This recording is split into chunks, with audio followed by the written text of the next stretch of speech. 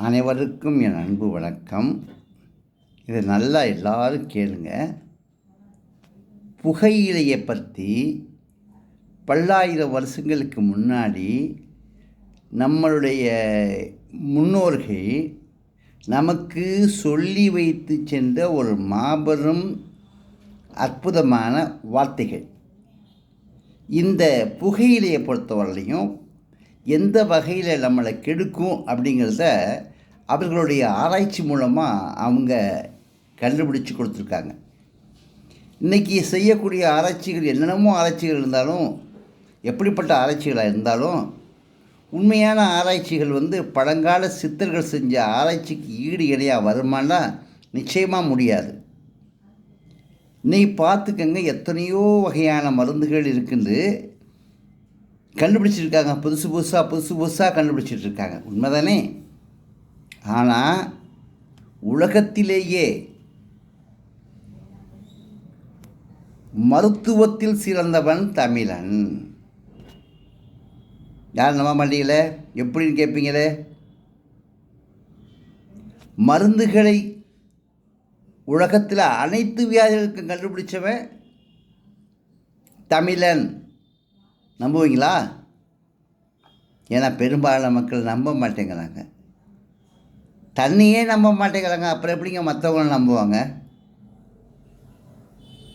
தண்ணியே மண்ணால் நம்பாதவங்க என்னையை நம்ப போகிறீங்க? நான் என்ன உங்கள்கிட்ட தேவையில்லாத வார்த்தையாக பேசுகிறேன்? உண்மையை சொல்கிறேன், நல்லதை எடுத்து சொல்கிறேன், உங்களுக்காக சொல்கிறேன், வருங்கால மக்களுக்காக சொல்கிறேன். எத்தனையோ மக்கள் சொல்லிட்டு போயிருக்காங்க. அவங்களாம் என்ன லாபம் பார்த்தா சொல்லிட்டு போகிறாங்க. இப்போ நான் அதை எடுத்து உங்கள்கிட்ட சொல்ல, உங்கள்கிட்ட லாபம் பார்த்தா நான் சொல்கிறேன். உண்மையை உள்ளபடி உங்கள்கிட்ட எடுத்து சொல்லணுங்கிற ஒரு கடமை இருக்குது, பார்த்தீங்களா? அதனால் நான் சொல்கிறேன். எவ்வளோ விஷயங்கள் இருக்குது.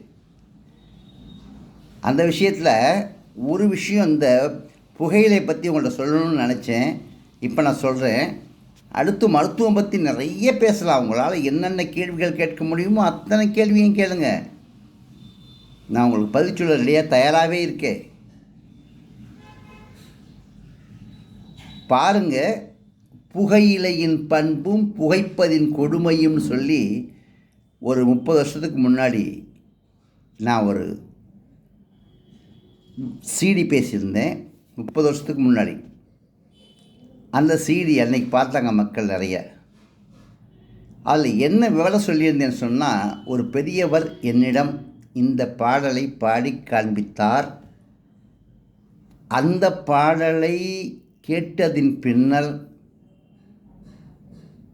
என் மனதிலே ஓடிய சிந்தனைகள், இதை மக்களுக்கு எடுத்துச் சொல்ல வேண்டும் என்று ஆசைப்பட்டேன். புகையினால் வரக்கூடிய கேடுகள் என்னென்னவென்பதை நீங்கள் தெரிந்து கொள்ள வேண்டும் என்று நான் சிந்தித்தேன். மக்களுக்கு அவசியம் சொல்ல வேண்டும், இதை மக்கள் தெரிந்து கொள்ள வேண்டும் என்று நினைத்தேன். அதை இப்பொழுது உங்களிடம் சொல்லுகின்றேன். நீங்கள் உழைக்கக்கூடிய உங்களுடைய பணத்தை, உங்களுடைய செல்வத்தை, உங்களுடைய மேலான உடல் எனும் செல்வத்தை அழிக்க, உங்களுடைய செல்வத்தாலேயே, நீங்கள் சம்பாதித்த இந்த செல்வத்தாலேயே நீங்கள் என்ன செய்கின்றீர்கள்? உங்களுடைய உடம்பை அழித்து கொள்கின்றீர்கள். மிக பெரும் செல்வமான உங்கள் உடலை நீங்கள் அழித்து கொண்டிருக்கின்றீர்கள்.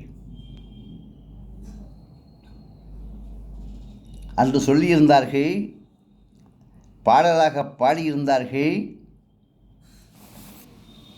மருந்தை முறிக்கும், மருந்தை முறிக்கும், வாய் வரலச் செய்யும்,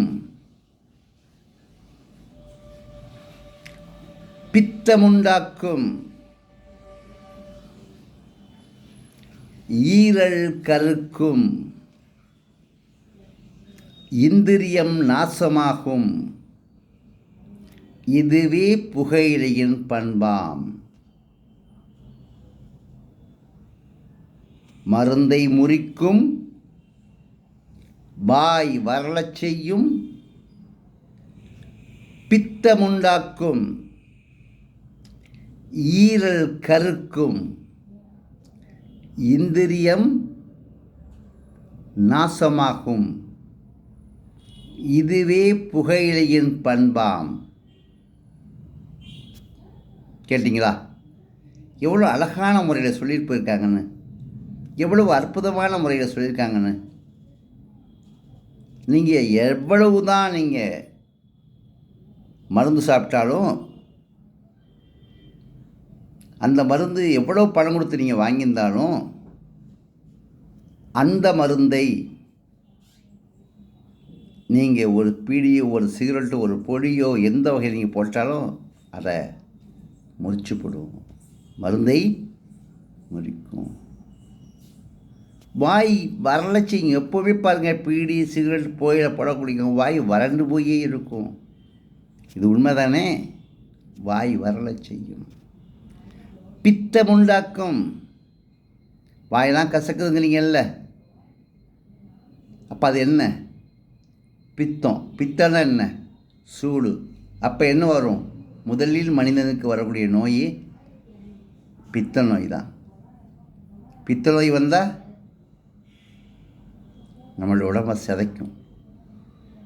அப்போது பித்தம் உண்டாக்கும். ஈரல் கருக்கும். நம்மளுடைய லங்ஸ் இருக்குல்ல, அப்படியே கருத்து போயிடும்.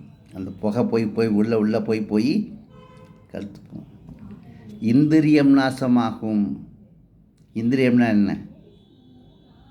நம்ம உடலில் உள்ள உறுப்புகள். அது மட்டும் இல்லை, என்னுடைய வாழ்க்கையில் நம்முடைய இனப்பெருக்கத்தையும் அது குலைத்து விடும். நம்முடைய வாரிசுகளை இல்லாமல் செய்யும். அப்படியே நமக்கு பிறக்கக்கூடிய குழந்தைகளுடைய தன்மையையும் மாற்றிவிடும். இதை நாங்கள் சிந்தித்து பாருங்கள். நன்கு நீங்கள் சிந்தித்து பார்த்தீர்களானால் உண்மையை அறிந்து கொள்வீர்கள், தெரிந்து கொள்வீர்கள், நன்கு புரிந்து கொள்வீர்கள். எனவே திரும்ப சிந்தித்து பாருங்கள். 2 முறை இந்த பாடலை உங்களிடம் கூறிவிட்டேன். இன்னொரு முறை கூற வேண்டிய அவசியம் இருக்காது. இருந்தாலும் இதை ஞாபகம் வைத்துக் கொள்ளுங்கள். உங்களுக்கு ஏதேனும் சந்தேகம் இருந்தால் என்னிடம் நேரடியாக ஃபோன் செய்து தெரிந்து கொள்ளுங்கள். நன்றி, வணக்கம்.